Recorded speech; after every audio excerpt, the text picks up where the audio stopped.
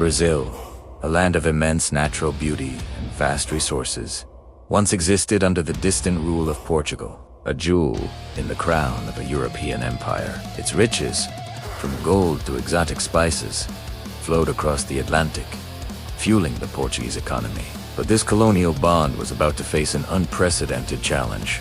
In 1808, Napoleon's armies swept across Europe, forcing the Portuguese royal family, led by Dom Juan VI, to make a desperate escape. Their destination, Brazil. This monumental journey transformed Rio de Janeiro overnight into the unexpected capital of the Portuguese Empire. The arrival of the court brought new institutions, culture, and a burgeoning sense of self-importance to the colony. Rio bustled with royal activity. Yet, beneath the surface, a distinct Brazilian identity was slowly taking root. The seeds of discontent were sown, hinting at future shifts in power. Brazil's status was elevated to a kingdom united with Portugal, fostering a new sense of administrative capacity and national pride. However, the political landscape in Portugal was changing.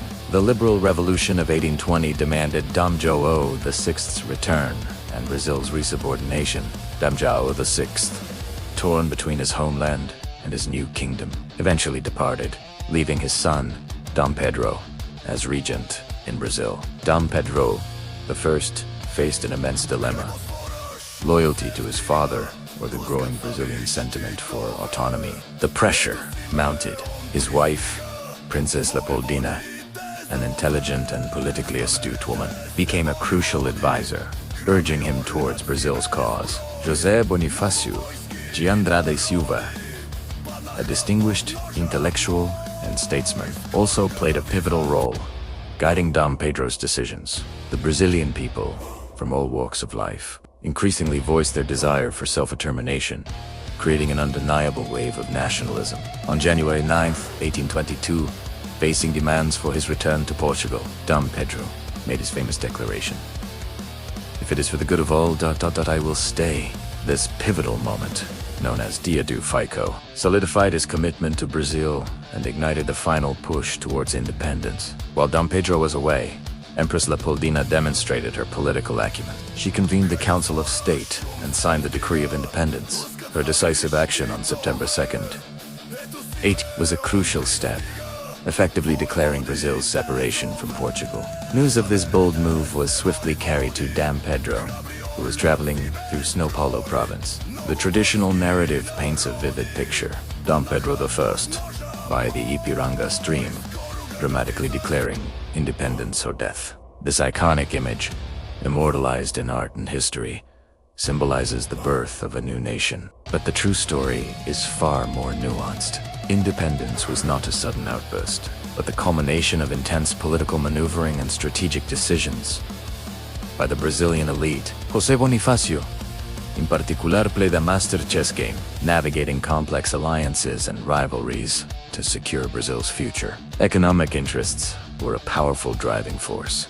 Brazilian landowners and merchants sought to break free from Portuguese trade monopolies. They envisioned a future where Brazil controlled its own vast resources and trade, unlocking greater prosperity for themselves.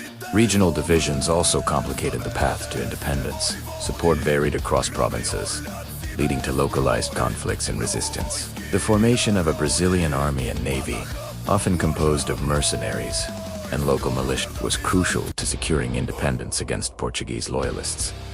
Naval forces patrolled the extensive coastline, asserting Brazil's sovereignty and protecting its newly claimed territories. Unlike many other Latin American revolutions, Brazil's independence lacked a widespread popular uprising. It was largely a top-down process. The elite, led by Dom Pedro and his advisors, orchestrated the transition, ensuring stability and maintaining their own interests. The immediate aftermath saw the consolidation of power. Dom Pedro I was crowned Emperor of Brazil, establishing a new empire. He stood as the symbol of a unified, independent Brazil, embarking on a challenging journey to forge a new national identity. The newly independent nation faced immense challenges, maintaining territorial integrity, abolishing slavery, and establishing a stable political system. The legacy of 1822 is complex. It laid the foundation for modern Brazil, but also left unresolved social and political issues. Understanding these lesser-known aspects provides a richer, more nuanced perspective on Brazil's foundation and its lasting impact on the nation's identity. Brazil's independence was a journey of political intrigue, economic ambition, and the forging of a unique national spirit, a story worth exploring beyond the headlines.